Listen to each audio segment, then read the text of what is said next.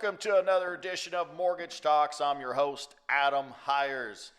Remember, go to hirescoaching.com. Get your free business transformation playbook to crush the game, grow your business. And I was talking to my guest here. I'm going to introduce her in a second.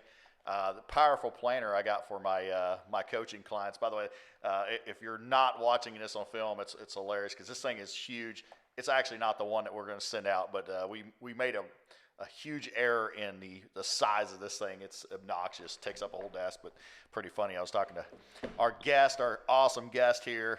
I want to introduce, and I got Khash on here. You want to introduce yourself and tell us about yourself a little bit, and man, I'll tell you what, I'm excited to have this guy on here. He's doing big stuff, so listen up, guys. Well, I appreciate it very much so, Adam. Let's see. So, well, my name's Khash Saghafi. I'm a loan officer. Well, I guess I own the company too, I suppose. I really don't pay attention to that, to be honest with you. I own Liberty Home Mortgage. So we're a mortgage banker. We're Northeast. So it's a business in Ohio. It's, I've got about 200 employees. I've done this mortgage lending for 21 years. I opened the company 6 years ago. And, so I do loans. I mean, ultimately, I tell people I'm in sales.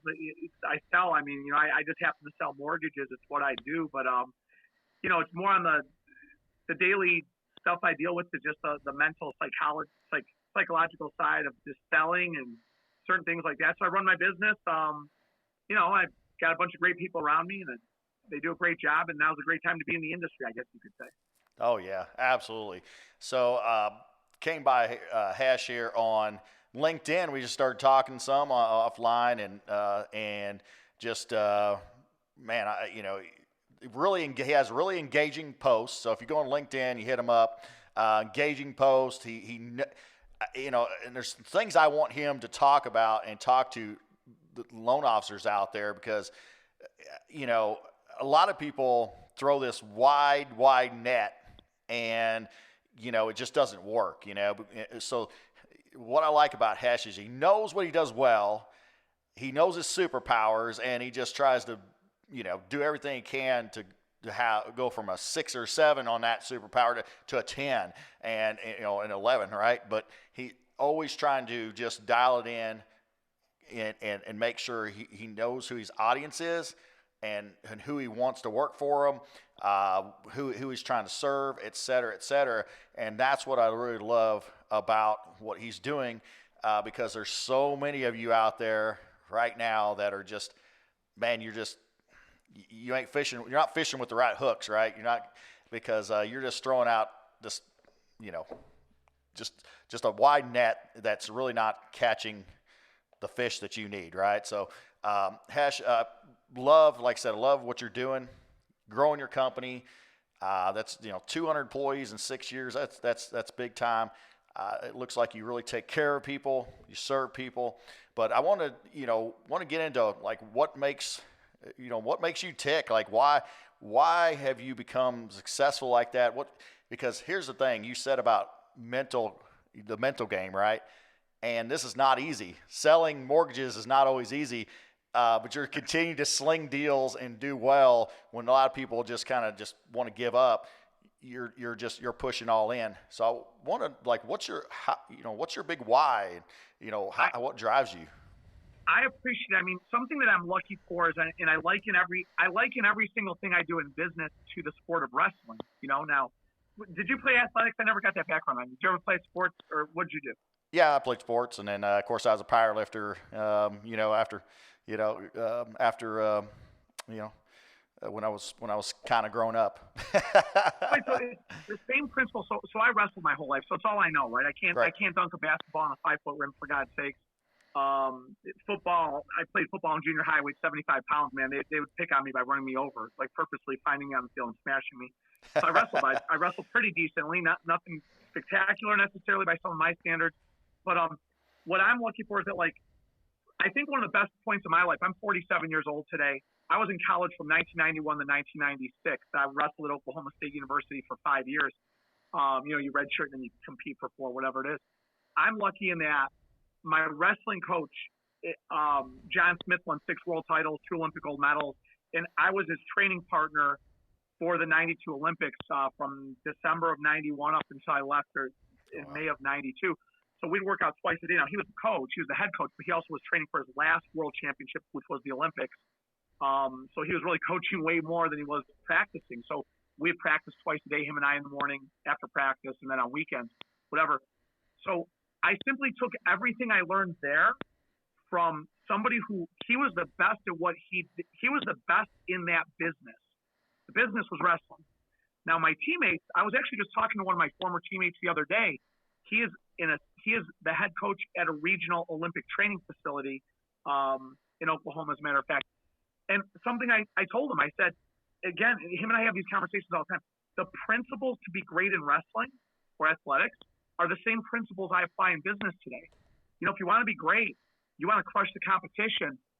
Dan Gable in the sport of wrestling said this. Now, he's probably Oklahoma State's biggest adversary as the head coach of the University of Iowa. Mm-hmm. But Dan Gable used to say that every time he was training, he imagined his opponent sleeping. So he'd work even harder to gain that much more distance. But every time he was sleeping, resting, or relaxing, he imagined his opponent training. So it would make him get to training even sooner. So it's like you apply that to the mortgage industry. People don't return phone calls. Guess what? Return phone calls. Right. People take weekends off. Guess what? Don't take weekends off. People get into the office late. Guess what? Get in early. Stay late. You know, come early. Stay late. It's all these principles that I could be telling you how to play football. I mean, I was horrible at football. I was too small. And basketball, I'm horrible at. I mean, I can't shoot a basketball to save my life. I'm a wrestler. Tennis, I'm even worse. I had this customer last week. He's a tennis coach, and he asked me if I've ever played tennis. And I said, of course, I love the sport of tennis. And he asked me, like, are you good? I said, well, let me tell you the rules that we play by first. These are wrestlers modifying tennis rules. I said, you get 2 bounces. Okay, you get 2 bounces, not 1, you get 2. And the whole entire court is in. And there's no, when you serve it, as long as you get it over the net, it's game on. Like, it's like live. Like, let's go, man. Like, whatever. He was like, you seriously play by those rules? I said, yeah. I said, I don't know, whatever, you know. But I could coach you in tennis. It's the same principles. If you want to be great, if you want to be average, I could say I'd be average at anything. Just do what everybody else does. But if you want to be great, like I'm talking number one, like at Oklahoma State, when I would train with John, like when he was going to the Olympics, his second title, we'd be singing a song to him and I. He would talk like, it was so funny because the way he talked was so matter of fact about being the best in the world. I mean, like in the world, on the planet Earth. All right. It was just so natural. He believed it. And like you hang around people like that. And when you go into my office, I believe in creating an atmosphere. You've got to be in the right position, in the right place, surrounded by the right people with the right attitudes and the right mindsets. And I learned that there, and I simply carried that over to my business. And I don't know, that's what I do. I don't measure myself by anybody else. In the sport of wrestling, you never say, well, that guy took second place. No, like our perfection is the bar. Right. And that's the end of discussion. And that's what you go for in every single thing you do. And I always tell people how I do anything is how I do everything. It's just this, it's that easy of an equation. If you want to be the best, then every single action you take on a daily basis has got to put you a step closer to being the best. And I learned it. I lived it for 5 years of my life. I mean, I could tell you training with him for twice a day was the best experience of my life, but also probably one of the worst because it was not good. But he did that to everybody in the world, by the way. So I'm good. Like I'm kind of like, I wasn't sober. Like he did it to everybody. Yeah, no, it's one thing get pounded in the ground by somebody you don't know or is not really that good. When you at least like, hey, at least I got beat up by the best, right? So that's not bad.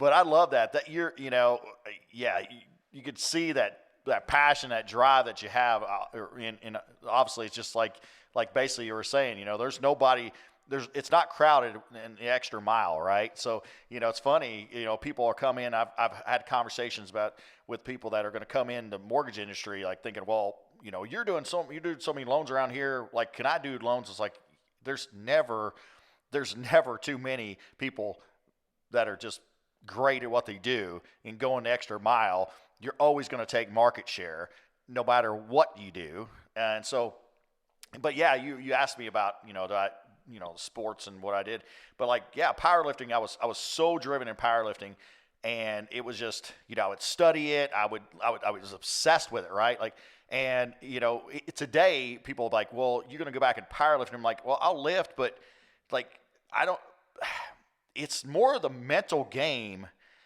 that where I was just always trying to make illusions of doing more weight, etc. That really takes a lot of energy. And so now I don't want to place all that energy doing that now because, I've got energy sources I need to place, in other areas. But what I did as soon as I said, okay, because when I was doing that, my energy sources were not into business, right? I was kind of doing it. But once I said, okay, I'm going to go into business, I'm going to, let's try to do this thing. I applied the same types of principles, study it, obsession with it, as people call it, and just becoming better and better and better. And I rose, rapidly to make a lot of money. And people, you can't do it that quick. Well, you can if you take those same types of disciplines and drive and that why and that vision and just saying, hey, why can't I do this? And my vision keeps expanding as I go, just like I'm sure yours does. Is like, what else can I do? And that's just kind of the lifeblood of people like us are, right? Like we can't just do what everybody else does. We're allergic to it. it's just not what we want to do. It's not how we want to act. It's like we're not even alive. A book, I mean, dead on the money on every single thing you said, Adam. A book that I'm reading right now, it's called The Magic of Big Thinking, The Magic of Thinking Big. Nice. I think it was written in like 1930 or 1950 or something like that, because he talks about wages of like $1 or something like that, whatever it is, and whatever.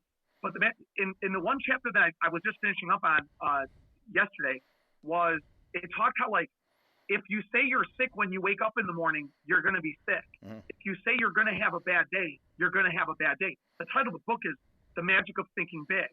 Right. And like honestly, like I've never taken a sick day off of work. I've done this 21 years. I've never had a sick day. I never missed one wrestling practice in junior high, high school, or college. That's but impressive. I will tell you, I missed school in high school. I took sick days.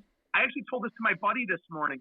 We were talking about days off because he has a son that's wrestling and his son's a really good wrestler. And we're talking about days off. And we were talking about, now we were teammates at Oklahoma State. We talked about how like we never missed a practice. And I said, I used to be sick in high school, but that was because I didn't want to go to school. Yeah. So I couldn't tell my mom, I don't want to go to school today. I had to lie. So I told Mom, I'm sick. I wasn't sick. Now during wrestling season, I was never sick because I knew if I stayed home sick from school, I wouldn't be able to wrestle. So it's the same thing with business today. It's when you get up, if you tell yourself you're sick, you're sick. Right. Like I don't have time to be sick. Like United Wholesale Mortgage, didn't they just IPO last week for like billions of dollars? Mm-hmm. They did, right? Yeah. I'm telling you this right now. I swear to you, I'm telling you this right now, man. Matashiba, that dude, God bless him. Love the guy, love the energy, love everything about him. That dude's just like me, man. He played college basketball, Division I. I wrestled college, NCAA Division I wrestling, whatever it all is. Dude, my company, I'm going to IPO this freaking thing for freaking billions someday. I swear to God. I started this company 6 years ago with 2 people, me and my processor, who's now my vice president. I'm up to almost 200 people.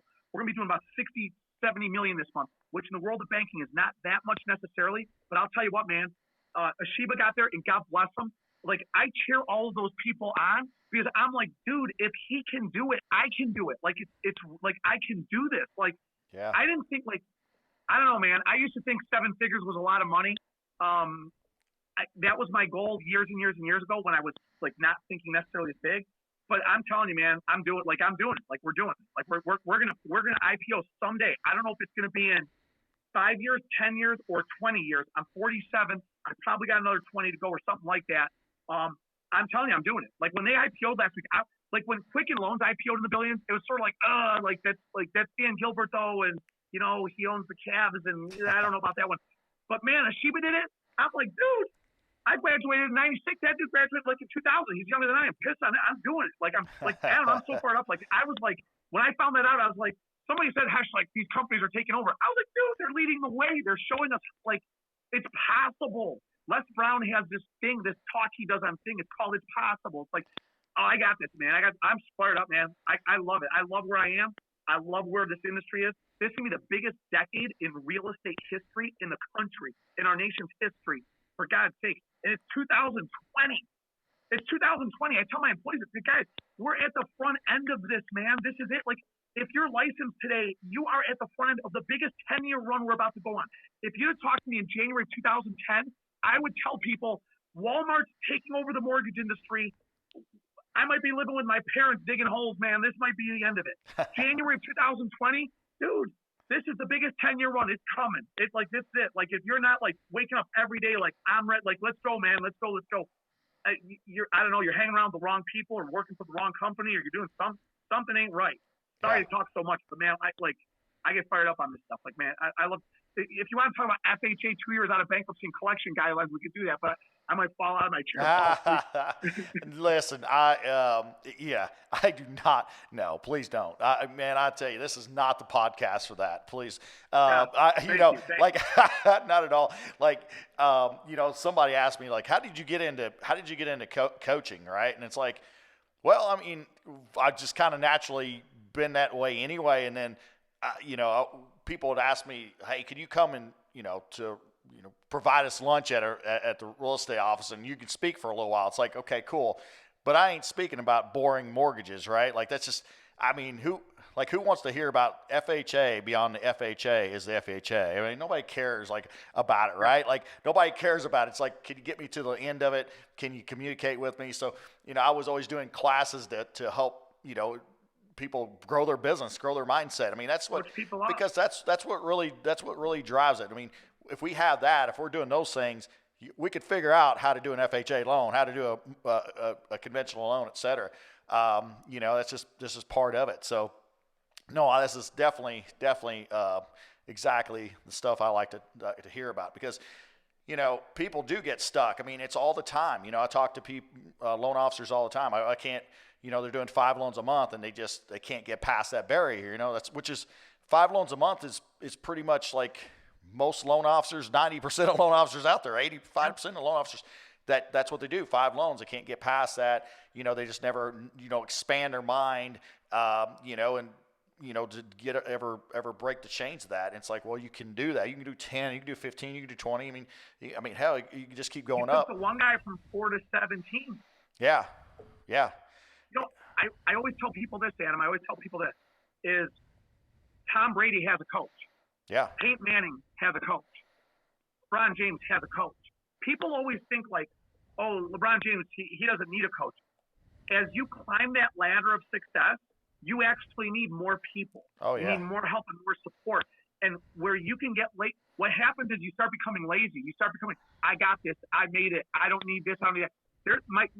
John told me this. John Smith told me this. I'll never forget this. When I said to him, you're going to run right through the Olympics. You won 5. You're going to win your 6th world title. The second, and I'll never forget. He told me this.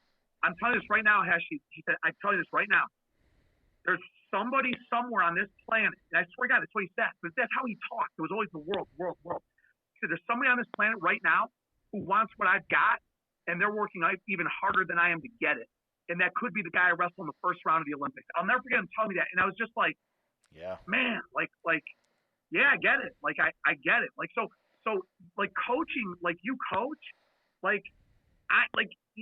better you get at this job, the more you need a coach. And people are saying, well, I don't know if I have the money. Dude, you'll never have it if you think like that. It's right. You got to reinvest in yourself. And that's how I've scaled up this company, Adam. I didn't buy cars, a car collection, and multiple houses when I started making money. I always put it back into myself and then scaled it up from there. Right. And that's how you grow a business. And I'm just a smaller version of probably Matasheba and Dan Gilbert. I'm just a smaller version. Yeah. I'm probably a bigger version of a lot of people, but a smaller version of those people. And it's about investing in the right manners, time, energy, thoughts, mind, people, investing the right way, managing your finances, and then living the right way. I told people last week, mind, body, spirit is something I tell people. And I don't burn candles. I'll move my laptop around here. I don't read the stars and the zodiac and all this crazy stuff.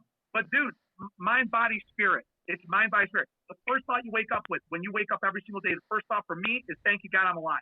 And I've never read the Bible. I've never been to church other than weddings and funerals. I'm not religious in that way. But people have their thing and that's cool. But the first thought I always think when I wake up is thank you, God. I'm alive. I got a shot at today. And then I just think, man, I got a shot to do anything. I really do. And when I see these leaders like Matashiba and UWM, and I see Loan Depot do things like this and Movement Mortgage, and man, I'm like, dude, I can do this. I mean, the owner of Movement Mortgage, I'm not trying to do an ad for Movement Mortgage, but didn't he play in the NFL or something like that? Yeah, he did. Casey Crawford, And yeah. now, Yep. Yeah, Casey Crawford. And now Movement's like one of the top 5 lenders or 10 lenders in the United States, even through banks, non-banks, whatever. And like, I'm like, if you'd have gone back when the dude was playing, I think for the Buccaneers, if I remember correctly, if he was playing in the NFL, if you'd have said, can you imagine someday you're going to own one of the biggest mortgage financing companies in the United States? Now, he may have said, if that's the direction I go, yes, because that dude just thinks big, you know? Mm-hmm. But who would have thought an NFL football player owns a mortgage finance? But the fact is he did it. And if he did it, I can do it, and you can do it. We could all do it. And I can go on for hours on this stuff. No, I love it. You know, Mike Sirocco was on last week, and great podcast, you know, so listen to that one. But, you know, he was talking about somebody making $120,000 a year, and it's like, well, I'll just kind of maintain. It's like, no, the gravitational pull will pull you down, right? Like, you can't just maintain. There's no maintaining. You know, you got to have rocket fuel and just keep trying to, you know, go up. Because, you know, right now you talk about the next 10 years can be, you know, the best in the mortgage industry, but, you know, it's not going to be the best for a lot of people. There's going to be, you know, people are going to come out of this refi boom here and fail, you know, right now, because they're you know, I have talked to several on loan officers on consultations here lately that either all of their loans in the last like 3 and 6 months, or like 80% of them are refinances. It's like, you know, let's look at a scalable model. That's scary, right? So like, you know, right now, if you're one of them, like, you definitely need coaching. Take that money you're getting from refinance and put it into coaching. Even if it's not me, that's fine. Get somebody, because you need to rescale your business. There's so many things. So you know, it's good because you always have to think one step ahead and put money back in investing. You know, I have a coach. I pay thousands of dollars a month. He's better than I am. He's better than me. He's a business coach that helps me get out of my muck. I mean, you know, I get in my own head. We all get in our own head some way. Everybody does. And it's like, why they see that all of a sudden, they see that next step, and you're like, oh, all of a sudden stuff just opens up. So we all need that. But I love that, investing back in your business. And you said, hey, I don't have the money for that right now. It's like, well, that's a very reason to figure out a way to invest in that, because you need to grow. And there is no maintaining. That's the whole thing. Like Dan Gable, you said, if he just said, I'm going to maintain as good as I am right now, he would have failed. And I was actually talking to one of my clients, and he'll probably listen and say, hey, you're talking about me again. I love you, brother. He's great. So no put down. But he was like, hey, I'm just going to maintain this many loans for the next little bit and not push in. And I'm like, I would be very, very, very careful about what you just said. And I understand what you're saying contextually, right? However, then we got that thoughts in our head, like, okay, so we don't need to call quite as many people. And then all of a sudden, it goes from you're doing this many loans to all of a sudden there's 20%, 30% drop. And then, oh, crap, I got to hurry up and push back in. So that's the thing. There is no real maintaining. That's a whole fallacy that people have. They're going to get comfortable and they're just going to kind of just, oh, it's kind of cool, right? It's like, well, I'm just going to float along. It's like, you'll float along for a minute. You'll you know, it's like anything. You think you're getting away with it. You think you're getting away with eating Krispy Kremes every day for 2 weeks, right? Whatever. And then like all of a sudden, like 17 days in, you're like, holy crap, I just, you know, it just hit me like that, because all of a sudden your body just almost overnight just changes. And because it just all of a sudden just catches up with you. And that's the same way we think we maintain, and all of a sudden it's boom. No, there is no maintaining. And that's a fallacy. I mean, Adam, you said it perfectly. Here's a reality. You're either getting better or you're getting worse. And a lot of things I say, a lot of things you might hear me say, well, that's a cliche, and he memorized this, he memorized that. No, it's the truth that I'm living it. You're either getting better or you're getting worse. There's no such thing as maintaining. Humans themselves, you're getting older every single day. I got news for you. Your eyesight's getting worse. Your brain activity is going down. You're getting slower reaction times, and your body is one more day aged than it was the day before. You're going in reverse without even thinking about it. So you've got to sharpen that axe every single day. And I've had people tell me, Khash, I'm done with my day. You ain't done with your day. Go back through all your files. Go back through all your files. I guarantee you can find things in your loans right now that you can correct now and go and get now that when underwriting will ask you for less things. My loan officers over the years have said things to me like, Khash, I want the underwrite. Like I've looked at a loan, right, Adam? And it's got the employment history down for they got a 1-year employment history, and it's like not 2 years. The residential history, a year here, not 2 years. The incomes, like the debt ratio, that whatever it is. And I say, hey, before you submit this loan, man, go back and correct all this. Khash, I want the underwriter to look at it and tell me that. Well, why would you want to wait another 5 days to have somebody tell you something that you know the answer to already? Right. But they fall into these traps, and this thought of like, I'm going to maintain. It's impossible. Maintaining is not possible because don't forget, there's guys like me out there. I'm passing this dude up, right. And it's like, okay, now he's got to pass me up. Like you got to work, and that's the grind never ends, man. It doesn't end, and it's figure out how to work less hours, then get better during the time and executing of the time management. Yeah. And I know Adam, something you talk a lot about all the time is time management. You know. It's just all of it, man. It's Well, I mean, I talk about 22 loans a month, 38 hours a week, and I never want to. So the message is not like you don't have to work hard, right? Like, so you know, it's not one of those things where I'm like, hey, work 38 hours a week and you're not going to have to do anything, right? It's like you're going to have to be so laser focused in that day. It's not I'm going to play on Facebook for 10 minutes or I'm going to do this. And it's like you got to count and you have to. And I think it's going out tomorrow, but I sent an email out to send to my clients and different people to sign up for our playbook.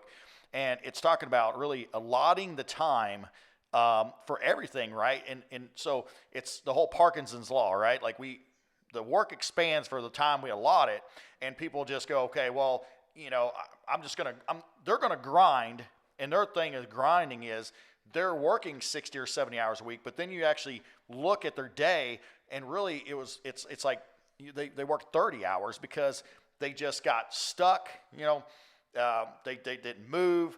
And some of that's just because, you know, they haven't worked so hard on the mental game because, you know, to make quick, fast, good decisions.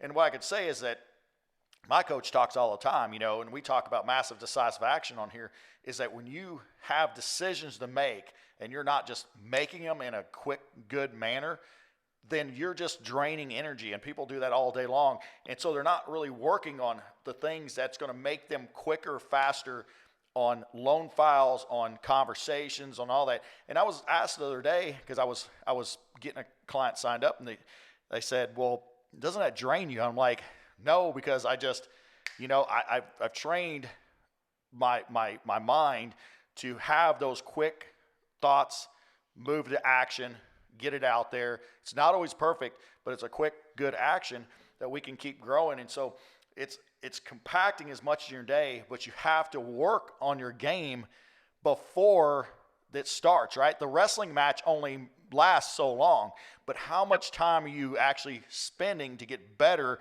at one technique, right? At one technique. And then people think when they get in the mortgage game, they don't have to work on one technique. That one technique could be when you're doing a cold call, that you are freaking dynamic on it, that you are connecting with people. It could be that it could be turning that person, that problem file into still loving you. It could be a lot of techniques that you're working on, but you have to work on that not in the moment, but work on it beforehand.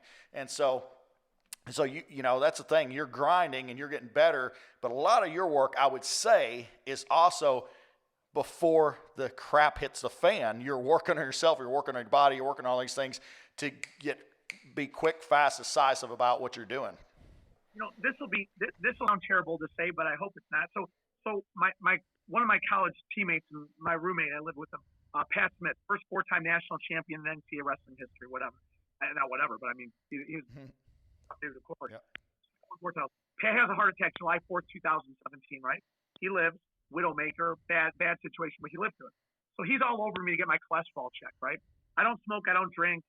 I go to sleep at 9:30 at night, wake up at 3:30 in the morning, whatever.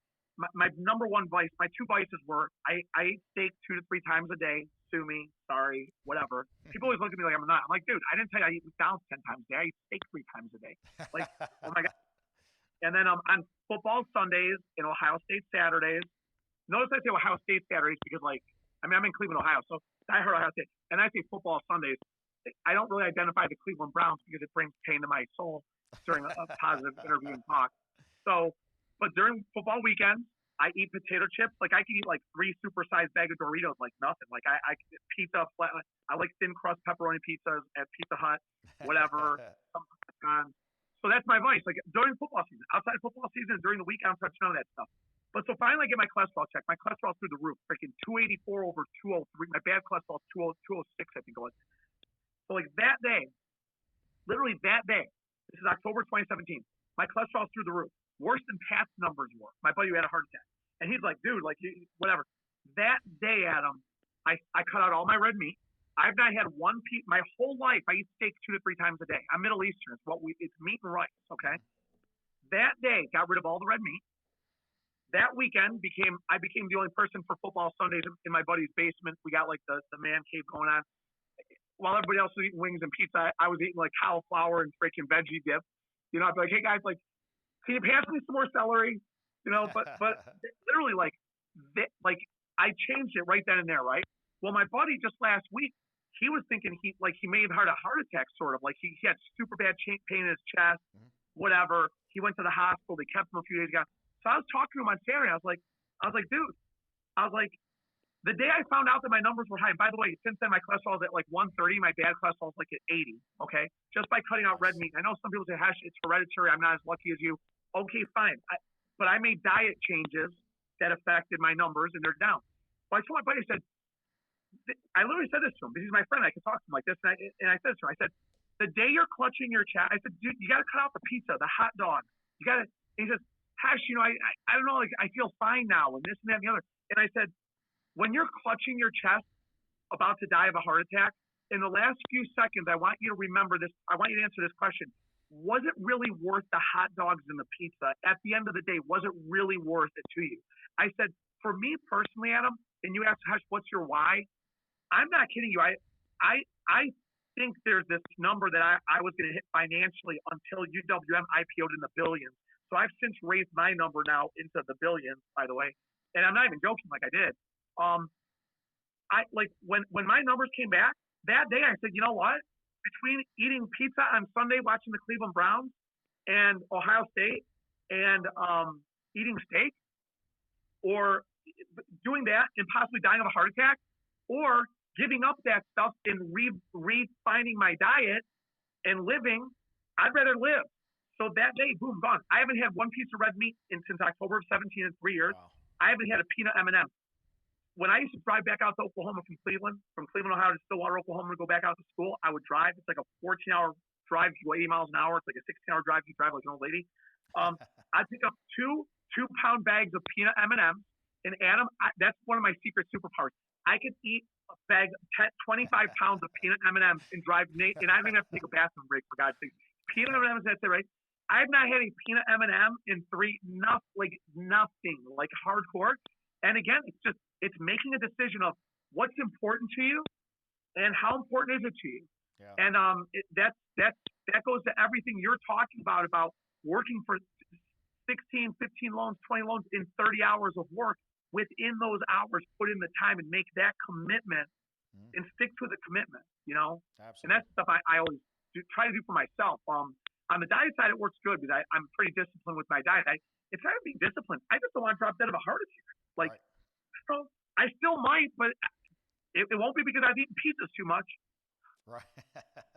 Sounds stupid, but I don't know. Like you know. Well, I mean, you know, that's part of it. You know, I think that you know that if you're a loan officer out there and you're listening to that, I mean, how's that apply in your business? I mean, you know, at some point, are you just you sick at the end of the month, only having a few $100s left, and you know, just not living, you know, living your best life, drained by the loans and all that stuff because you know you're not doing the right things. You're not getting coached up. You're not You're not figuring things out that you need to. You're not working at a fast enough pace, whatever you got going on. At some point, you got to make that choice and go, man, I'm just tired of that. I'm tired of that, and I got to make a massive change now. So if you're out there and you apply that to your business, it's when you're just tired of it, you're sick of it. Like I've got to change. I got to make that change. That's when you'll make the change. So, but make sure that you uncover that and think about it before it's too late. Before you're almost out of industry or whatever. This is a time to push in and get tired of not being as good as you can be. It's Adam. Somebody smokes and drinks, and they get told that's not healthy. It'll kill you someday. And then my brother's a doctor. My whole family's a doctor. My brother told me the one lady smoked for like 40 years, and then she gave it up. And like 6 months after giving up, this one of his patients, they diagnosed with like stage 4 cancer, and she died. And one of the things she told him was, I wish I really would have taken that seriously when I was told that for so many years. Mm-hmm. And that applies, Adam, to mortgages. If you're a loan officer and you're sick and tired of being dead broke and going on this roller coaster, which emotionally, I saw this post in the mortgage pub. It's like this like little room on Facebook of mortgage brokers and stuff. So I go in and read the stuff, funny stuff they post. The one guy posted last week, I've been doing this job for 6 months and it has aged me 20 years. I didn't message him, but I wanted to message, hey, dude, try 21. It'll turn you into a freaking axe killer like me. You know what I'm saying? Like Jack the Ripper, for God's sake. How you and I together, Adam. But the whole point is like, don't wait until it's too late. It's my buddy telling him, dude, when you're clutching your chest, you're about to keel over and die. It's going to be too late. Don't wait until that moment. Make the change now. Do it now. And Adam, I can't stress that enough of like, don't tell me you want to be great. You want to make millions of dollars. Don't tell me that garbage unless you're ready to deliver it. You're ready to deliver it starting now. Because if you mean it, you'll do it now.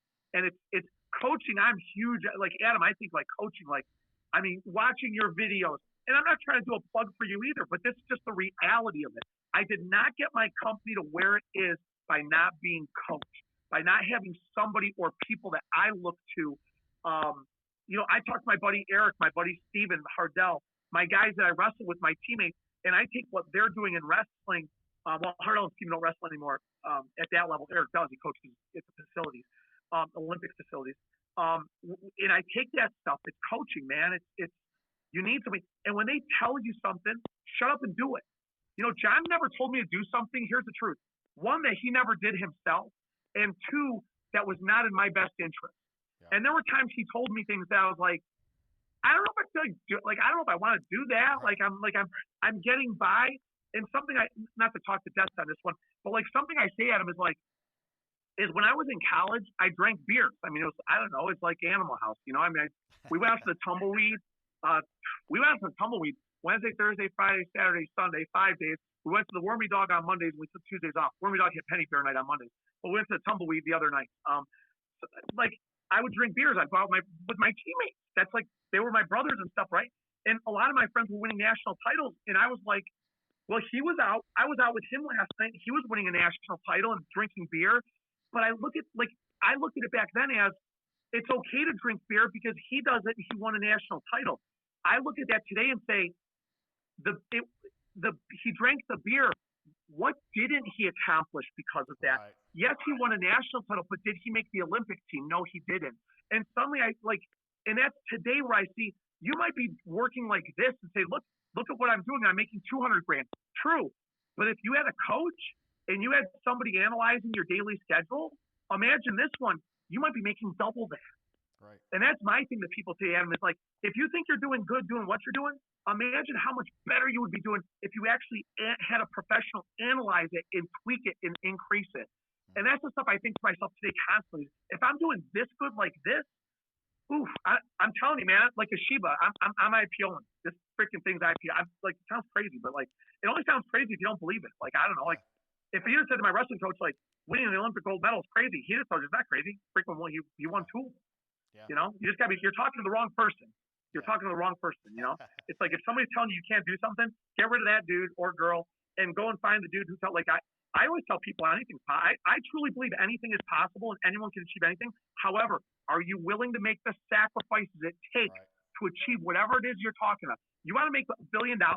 Cool. But guess what?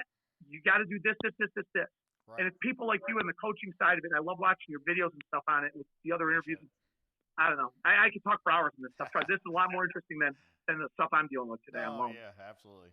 Well, Khash, we're gonna cut because I talk too much. No, That's okay. No, not at all. No, I love it. I love the energy. I tell you, yeah, great energy. You know, anybody that's listening, you know, I would think they're gonna just be able to run through a wall after this, which is great.